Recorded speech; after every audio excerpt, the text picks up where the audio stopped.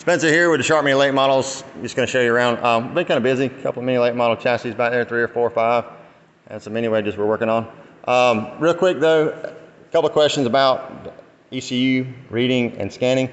99% of the time, if I'm at the racetrack, I will be the one to scan, open an ECU, and compare it to our program tune file.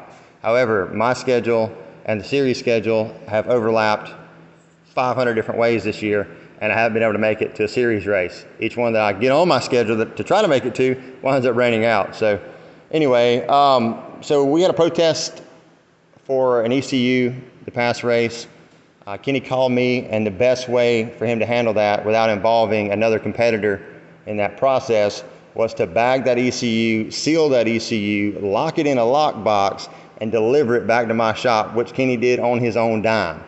Once it got back to my shop, Kenny and the protester were all present when the box was opened and the ECU was pulled out, and then I scanned it, compared it, and then showed the racer and the protester what I was looking for and that the ECU was compliant. So as far as I'm concerned, I don't think it could have been done a better way. I was recently informed that Chris Davis, our series tech man, had just acquired the hardware to be able to do it at the track, but I didn't know that.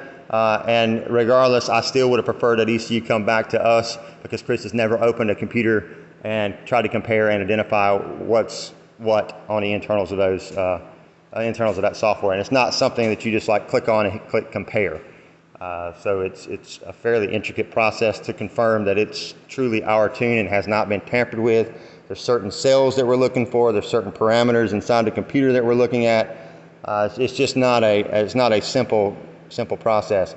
However, as soon as Chris comes down here and I show him a couple of different ECUs and walk him through the process and do it several times, I will absolutely feel comfortable with him doing it at the racetrack, and kind of encourage him to do that to some of the top competitors. Now, I don't like unplugging and plugging in the computers every weekend because those little bitty baby pins on the ECU are fragile, and you could damage them.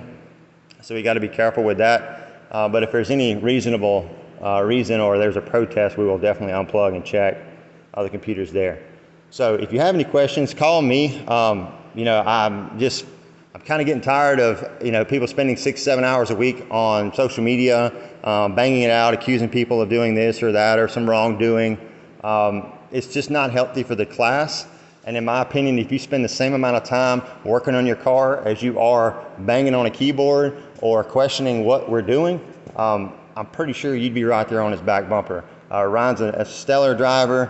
Brad's an awesome driver. Brad's just been playing with some bad luck, and we've got some serious contenders that are here that are really getting close, especially considering they're fairly new to the class. I'm really impressed, and I'm really excited to see the class running together. We don't have somebody that's just lapping the field. So the cars are doing what they're supposed to do.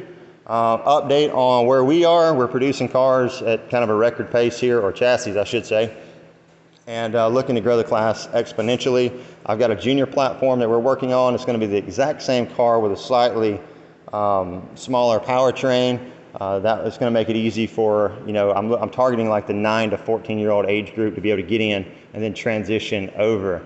So that's on the horizon. Still working with Yamaha, trying to get an OEM platform, engine platform for the junior or the limited. I'm calling it the limited mini late model. But be looking for that, and man, get to work on your cars.